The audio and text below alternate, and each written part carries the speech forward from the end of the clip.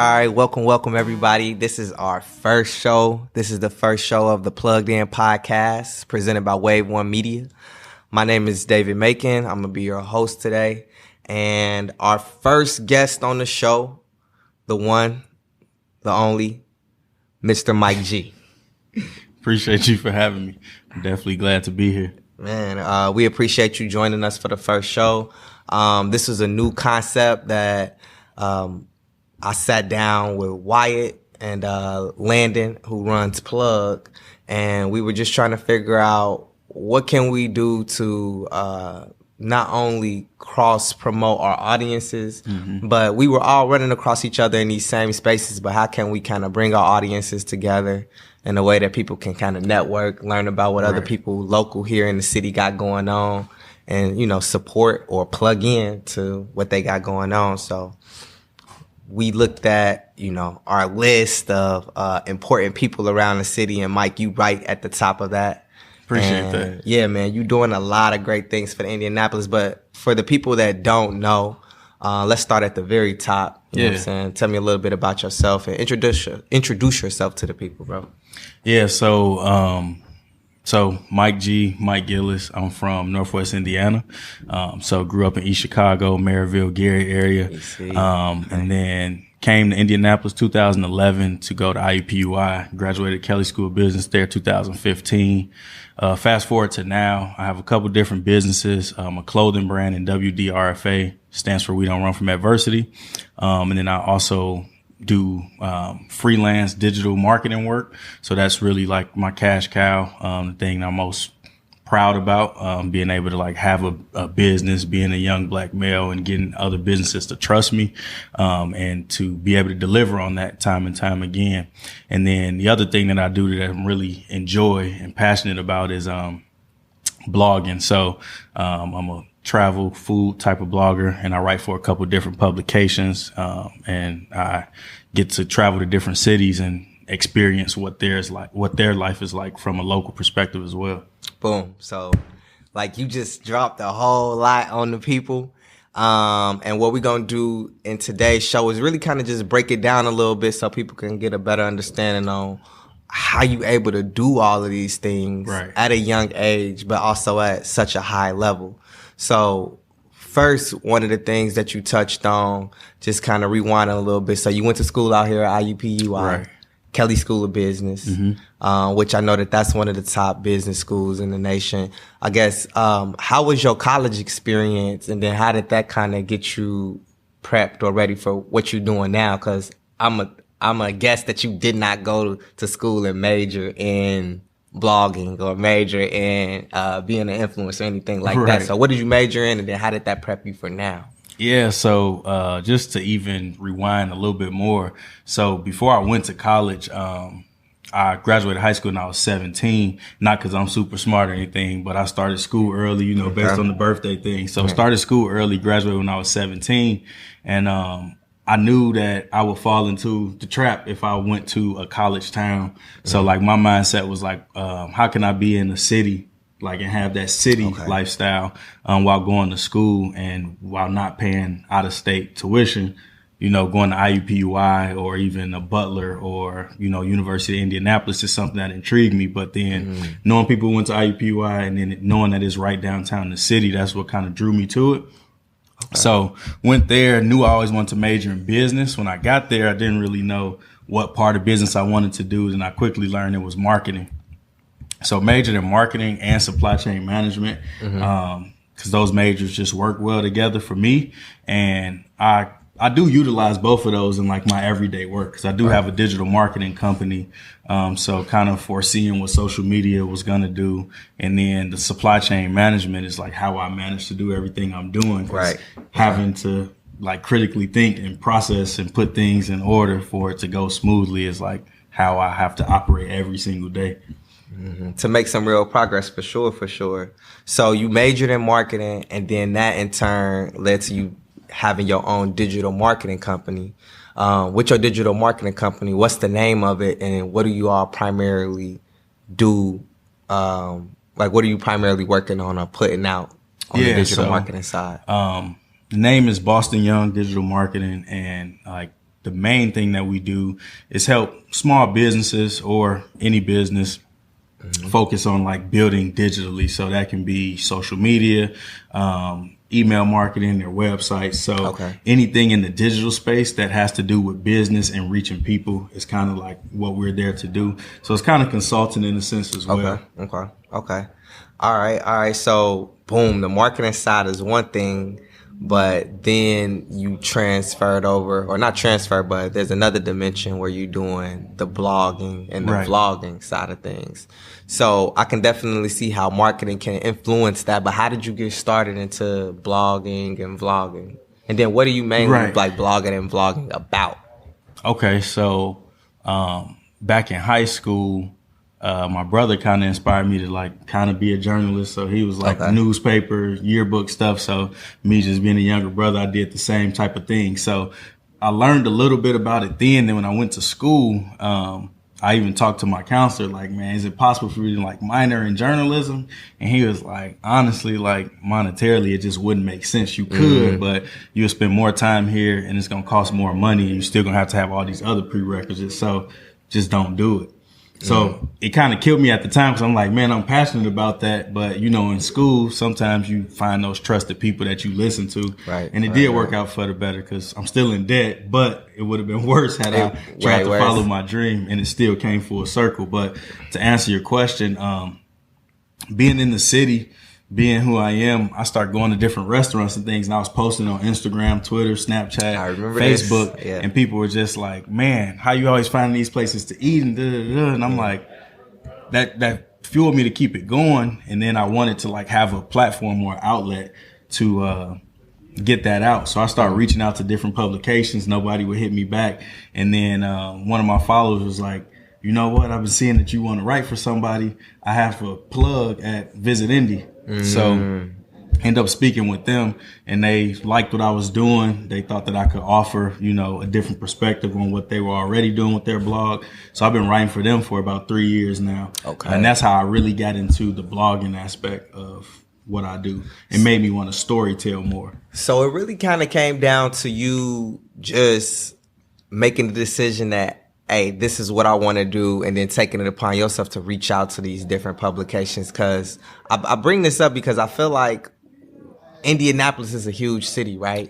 And I know a lot of people that are interested in becoming influencers or bloggers, but they really feel like this is not the environment for it. Or they feel like they got to move to not necessarily a bigger city, because Indianapolis is a big city, but they feel like they got to move around to make those things happen.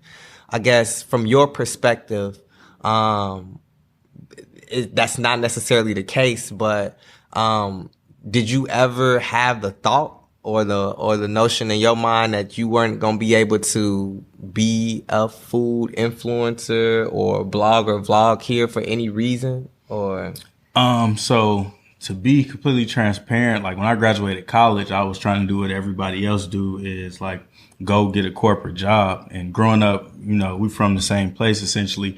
Growing up there, like you see people work at the mill, or you see people have, you know, good jobs, but they never like had the opportunity to like put on the suit and tie and go to work. So like that was still like something that was a goal for me. Like, man, I could really go work in a suit. Like I got my degree, I got all this figured out, and it just didn't work out for me like that, based on some personal things that happened in life. And then like the professional career side of things just not really going my way. So honestly, by like what I've envisioned for myself at the time not working out is kind of how I got into what I started doing.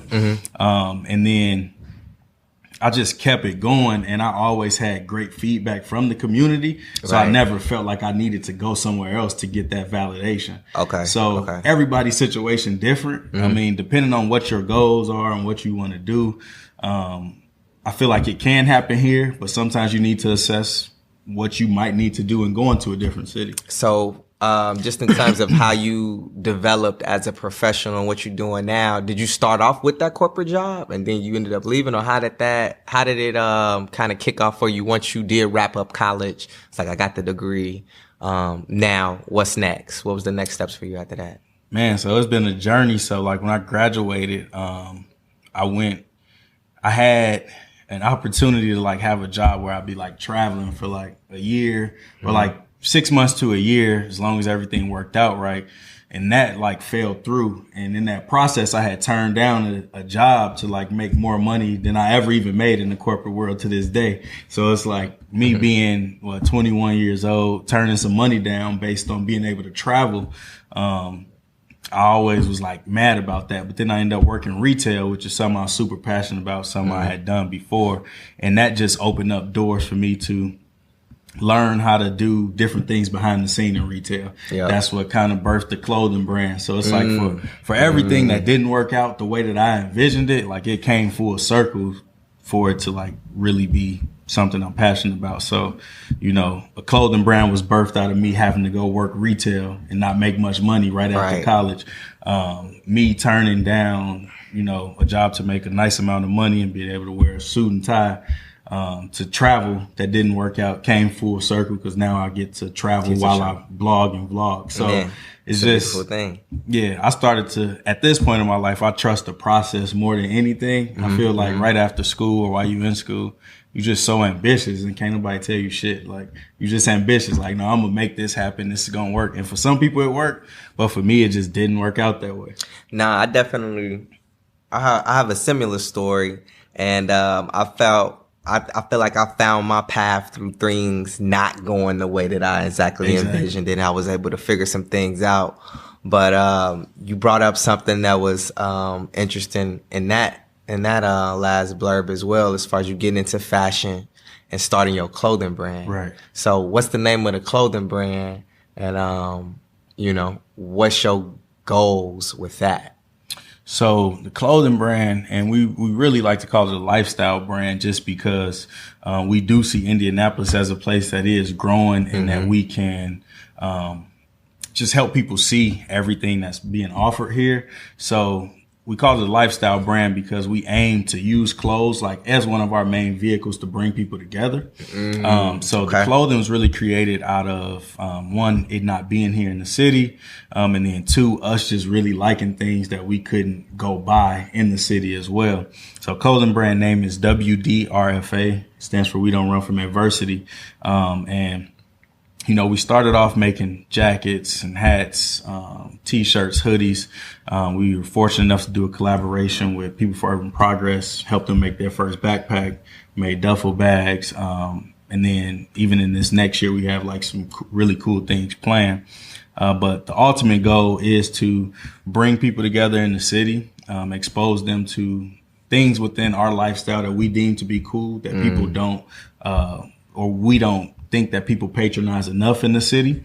And then also continue to just like be creative, get our ideas out and be able to start offering things that are, you know, super high quality, but with the purpose of teaching people like, no, this is the reason why, you know, I don't know, a Comms de Garçon T-shirt is $110. Okay. And this is why, you know. And that why piece is important. And I think what even made me kind of ask you that question is I've been to one of your pop-up shop / events.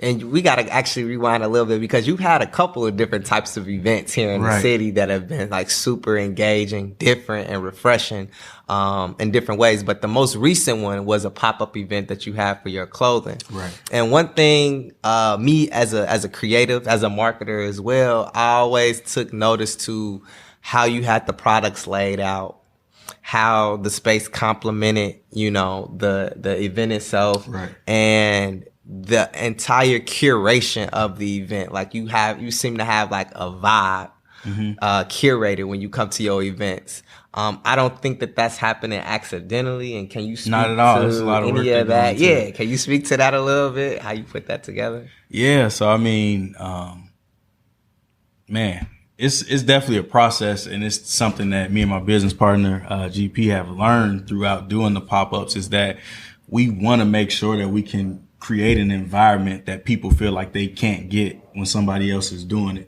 So like we take pride in every event that we have, and that's why they aren't as frequent as some of the events that other people throw. It's just because we want to make sure that we can deliver on like the intangibles every time. So whether people come and buy product or not is not really our concern.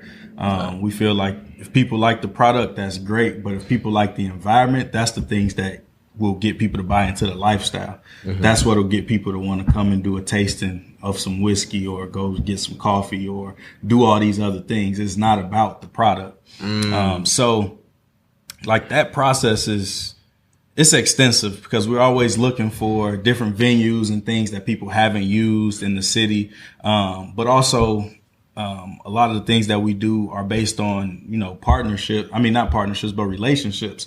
So when we're doing something at Commissary, that's, a 4-month, 5-month process in the making. And then we happen to have it there. When we do something at, James Dant or Quality or Printex at the time or Got Sold, that's a 12-year relationship that's been built, and then it's it's something in regards to our lifestyle that we really do enjoy. So we really do it, like, at least for me, for sure. Like, I'm at Commissary a couple times a week getting work done. I enjoy their coffee. I like the vibe. So when I get to expose people to that in real time and curate it in my own way, it feels real special. Yeah, man. I'll be the first to tell you, definitely from my perspective, I spent the last 2 years out in Los Angeles. And when I walked into your event this past weekend, I felt like I was back in LA, or I felt like I was in New York. And I feel like that's a vibe that, again, it's because of the area. People feel like, if you're going to do something along the lines of a boutique or launch a clothing brand, this is just not the environment and not the place to do it. And you, again, similar to the blog and the vlogging thing, you found a way to kind of shatter a lot of these stereotypes, create your own path, and still make things work for yourself out here. So, I mean, like I said, man, I think that this is just something for everybody to take notice of.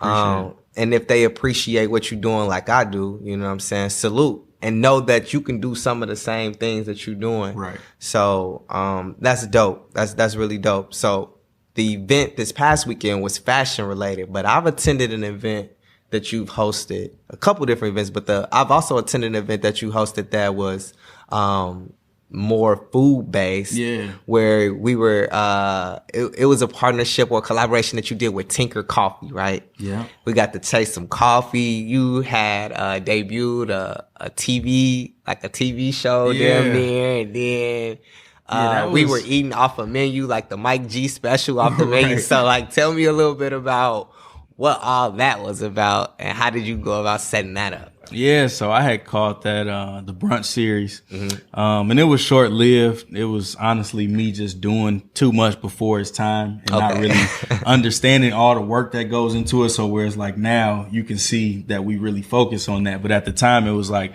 man, I got people I want to bring together and I just want to do some shit. And while that happened, it just didn't happen like it should have. But that event specifically, I interviewed Tinker Coffee before their time. Now they've been open 5 years and it's crazy.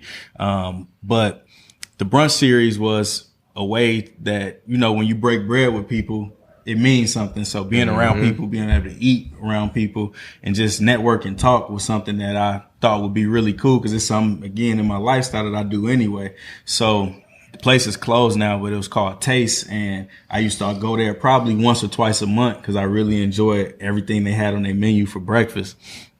And so the Brunch Series was just something that we really wanted to expose people to restaurants, or I wanted to expose people to different restaurants because we did it there. We did it at Maxine's as well. Yep, I was at that one as well. So can we expect to see the Brunch Series making a return anytime soon? Because I feel like you were already doing the food blog thing, but that's only went up over the last year, especially. But over the last couple of years, that's only went up. So can we expect the Brunch Series to come back? Because I feel like now, your ability to curate and put on these events has only gotten better.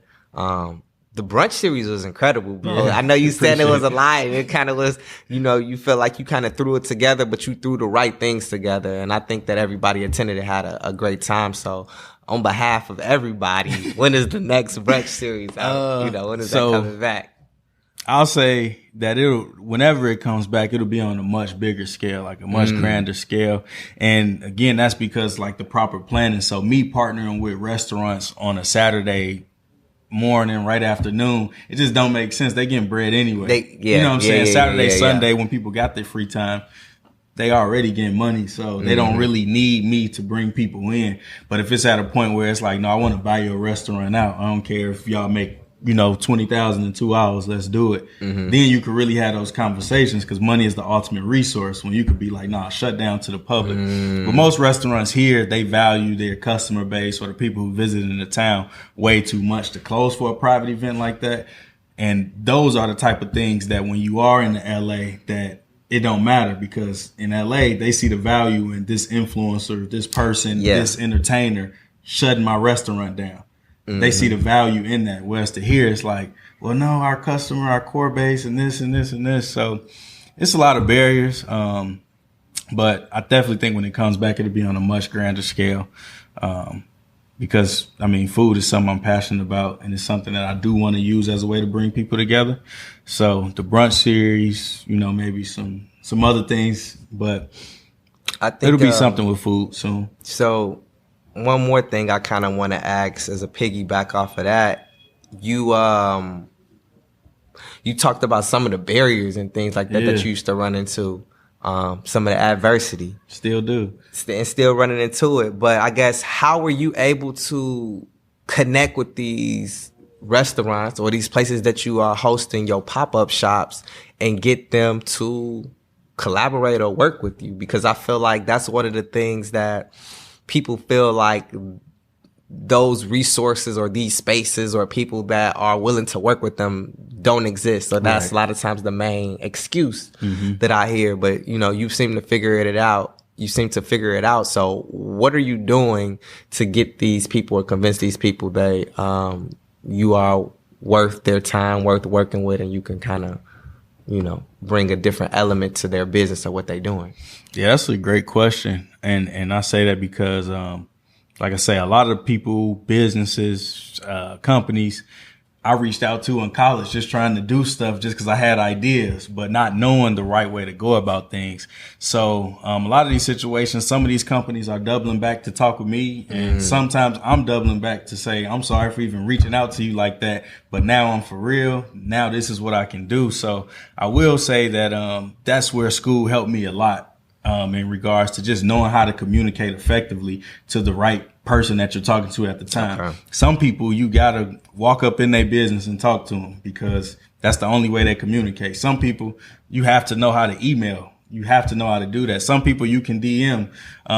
Some people it takes a friend of a friend, but it's the research aspect that you have to do as a creative, as a person who's trying to do something, to know how to go and communicate with these people effectively. There's no one way to do it. But yeah, I will say for sure, though, if you can draft a really great email and send that to somebody and that is going to read the email within the company, it definitely can go a long way. Right. And that's something I learned in school. One of my favorite professors, I had emailed her one day just to ask about a grade or something. And she was like, yeah, come see me in my office. I went and talked to her. She was like, you would never send another email like that in your life. It's going to be like this, this, and this. I will never respond to that. But that's something every time I'm drafting the email, every time I respond to the email, I think about her, because I'm like, she really put that in perspective for me. Like, why would I take you serious if you can't even communicate effectively? So I say that to say it's a lot of people who hit me up on a daily basis who come in my DMs wrong, or I have them email me. Their email looks bad. And it's not that I don't want to help people, but at the end of the day, advice not free either. Right. So it's like that's where the consulting aspect comes in. But yeah, communication is everything in any relationship. Communication and building relationships. Like that seems to be definitely two vital things that was like critical to your success in the city. And you kind of answered my last question I was going to ask. I was going to say, like, what is like one thing that you feel like is critical for someone that has interest in becoming an influencer or a blogger or a vlogger here in the city where you may feel like this is not the environment for it? What is the one thing, or what is the one or two things that they can kind of really kind of focus on to take them to the next level or to get them to that next step? I don't want to answer this for you, but would you say that is communication and relationships, or would you? Well, yeah. So since we already said that, I'll say communication and relationships. That's definitely one. But the other thing would be to trust the process, do your research, and know when it's time. Because sometimes people get into stuff and they want to do it too soon, or they doing it for the wrong reasons. And sometimes those kind of things show. So if you are starting a clothing brand, no knock to you. It's a million clothing brands out there. Like, we definitely not the first people to do it in the city or anything. But I will say the reason why we do it effectively is because it's been damn near a decade in the making. And a lot of people don't understand that, like, you got to put your work in. Like, you can't just, like, yeah, some people are going to be able to take really great pictures. They just started 3 months ago because they got the eye. They could pick up quick. But other people, it's like, it could take you 3 years. But once you put the work in and you start to master your craft, it's going to all circle back. So I would say that just don't be afraid to put the work in. Don't be afraid to put the time in, and stay consistent. Because people who've been following me, people like you who really know me, you can see my growth through the years. I see and it, even bro. though I can't see it because I'm like living in first person, it's like when I talk to people, they tell me about my growth, opposed to it just being like me trying to do clothes for 6 months and shit didn't really sell. So And then I'm doing something else. So consistency and knowing when it's time, and really learning the craft before you just want everybody to support you. Well, bro, I'll be the first one to tell you, if I haven't already told you, a whole lot of times, man, you one of the most consistent creatives that's consistently like producing and putting their ideas out for people to see, to experience, to touch. And I'm glad that I've gotten the opportunity to attend a couple of your events. I highly, highly recommend those of you that may be watching or listening in to attend a Mike G event. Sure. And for those that don't know, how can people plug in to Mike G, We Don't Run From Adversity, Boston Young? Like, how can we plug into the Mike G movement? Yeah, so I will say the Boston Young, in regards to digital marketing, with that business, if you need any digital marketing help, consulting, things like that, you can reach out. You can go to bostonyoung.com and we'll go from there. But in regards to how to plug into me, my personal brand, and the clothing brand, it's just at Where's Mike G on Instagram. And I'm it's a soft launch now. I haven't really told many people, but where'smikeg.com is a thing as well.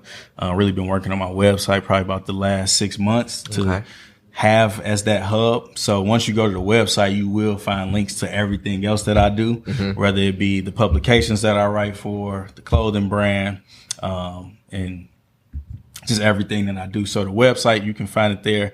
And then with the clothes, wdrfa.com, you can find, all of our past releases, photos from our events, video, and then when things are available to sell there online as well. Okay. Well, this has been the Plugged In Podcast, episode 1. Shout out to Mike G. Appreciate you. Man, we appreciate you, brother.